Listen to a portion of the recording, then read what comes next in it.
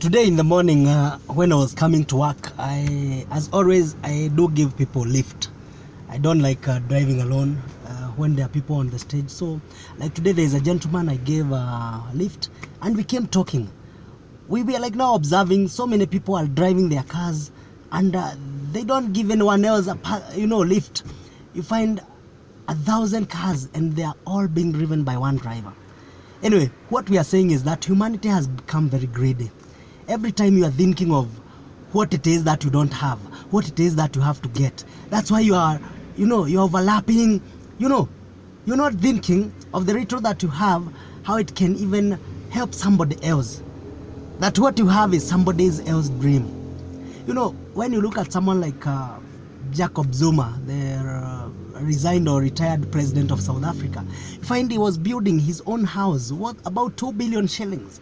Yet when you go to a place like Soweto and you see the poverty there, maybe with less than 10 million Kenya shillings, he could change life of about 200 people anytime he walks in, So what I'm saying is there's a mentality problem with Africans.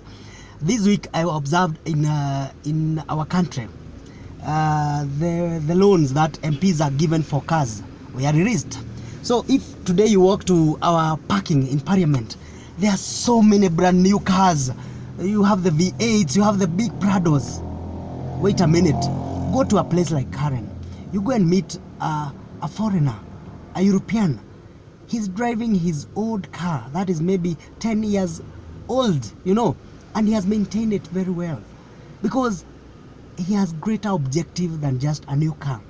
Because that 5 million or 7 million you're using, it can touch other people's hearts if you only use a fraction of what it is you're using right now. So what I'm saying is that in life where you need to think of what you can do with the retro you have, not the greed. Because greed will always be there. If today you want you pray for 1 million, you'll get 1 million, and then tomorrow you'll be praying for 20 million. So what we are saying, if we even look at the Kenyan church, the reason why so many people are not even maybe tithing and all that is because churches have become personal property of now the preacher and all that. They want the money so that they can live in posh estates. They can even buy their own jets, and they can live in 5-star hotel, and they can play golf in wherever country they are invited to. It's no longer about impacting people and touching people's lives and deliberately changing people's lives. So what we are saying is that we need to come out of it. If today you go to Britain or Europe, you'll find so many people don't go to church.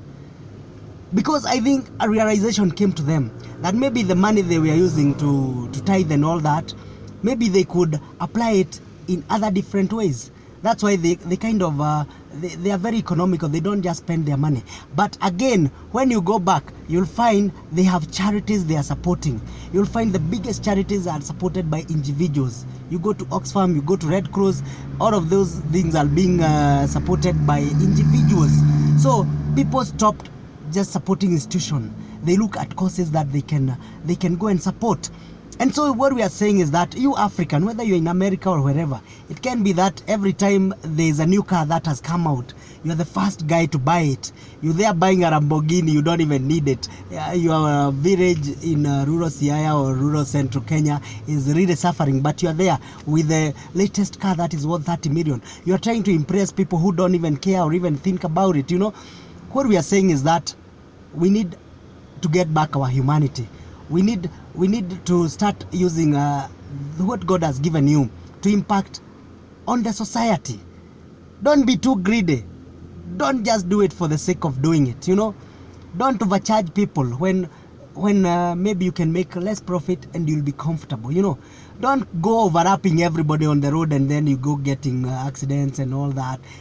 My friend, even if you reach home faster, you'll still find your old bed and it's yours anyway, you'll sleep on it. So just try and be a bit disciplined, whether it's in your thinking, whether it's in making money, whether it's in sparing time to be with your family. Because you see, whether it's in Kenya or in America, like yesterday we found there is a child who was expelled from school, and he went home and came back with a gun and shot about maybe 20 people. So what we are saying is that this is the effect of us parents maybe not spending enough time with our children, not doing the right things. You're just in a rat race. You're just chasing after the money. You just want a pile. a pile won't help you. What will help you is the impact you make today. Because even what God will judge you on is not necessarily the crimes you'll have done, whether it's killing people or whatever. It's those simple things that you never did. Is that life you never touched? Is that drug you never discovered? Is that play you never played because you are too busy? Is that game you never watched? You know, is that team you never promoted because you are too busy just doing it for me, myself and I? My friend, let's make life about others. Let's make life about satisfying greater goals, even that may not necessarily be your goals, but it's somebody else's dream. Because the more lives you fulfill, the greater your life will be. Cheers, guys. Let's make a difference.